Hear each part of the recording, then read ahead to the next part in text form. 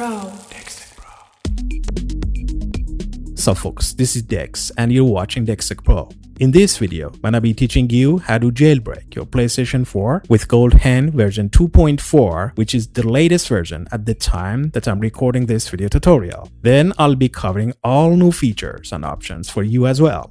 Okay, let's cut to the chase and start it from opening up the web browser. Hit on Options on DualShock controller, delete all. Okay. Options, browsing history. Options, clear browsing history. Okay. Options again. Settings, delete cookies. Okay. Clear website data. Okay. Close the web browser. Connect the PS4 to the internet, which I already did it. Open our web browser again and go to Gamer Hack Exploit Host. Wait up that the web page is completely cached in PS4's web browser, that you can just use it offline for the next time. Okay, cache installed successfully, which is great. Click on GoldHEN 2.4.b5 payload to inject and wait for the message. Now insert exploit USB and wait for the message again.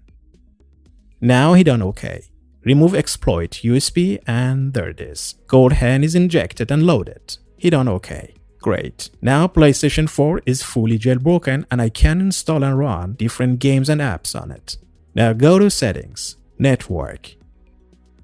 Disable internet connection because we don't need it from now on. And next time you want to load GoldHEN, you can just open a web browser and do the task completely offline because it's cached in the web browser as I mentioned before. Alrighty, let's check the version and changes first by going to GoldHEN menu. About GoldHEN.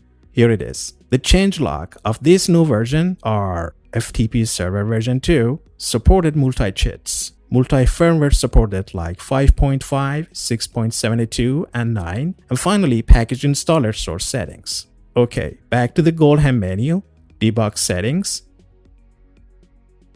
Package Source, hit on Options button on controller, and this is it. From now on, you can choose from which source you want to install games and apps on console, from external USB drive or local hard disk drive of the PS4 itself. You can also select all that will be showing you package files from both sources as well. My external hard disk drive is connected to my console right now and the source is on USB. When I hit on Package Installer to install games, it shows all of my PKG files as you can see here. Then I install them one by one. When I get back and change it to HDD, nothing is shown because I don't have any PKG files on my PS4 hard disk drive to install at the moment.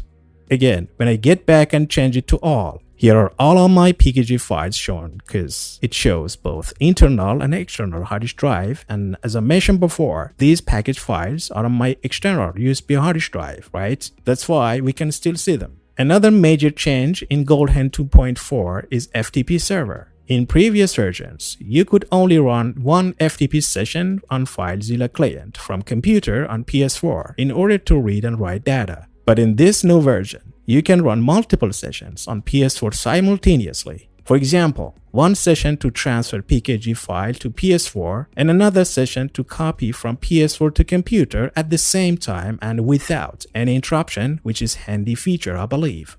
Another new feature of GoldHEN 2.4 is supporting multi-cheat codes. For example, I fire up Call of Duty Modern Warfare, then I press and hold share button down till I see the cheat menu. As you can see here, two types of cheat codes are available and supported for this game at the moment, which are JSON files and MC4 files. You can switch back and forth by hitting R1 on your DualShock controller. I mean, depends on what game you want to run and play. JSON and MC4 cheat files could be different or the same. But keep it in your mind that you can only use one of them, not both at the same time.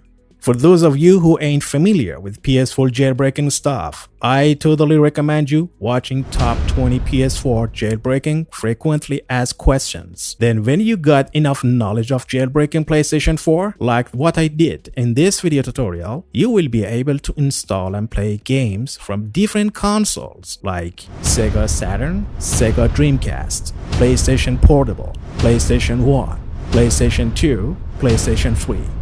You can also install different Linux distros like Arch Linux and Gentoo Linux on PlayStation 4 to transform it into a personal computer as well. And that's the end of this video tutorial. Thank you for watching and have a good one. Subscribe to DexTech Pro YouTube channel.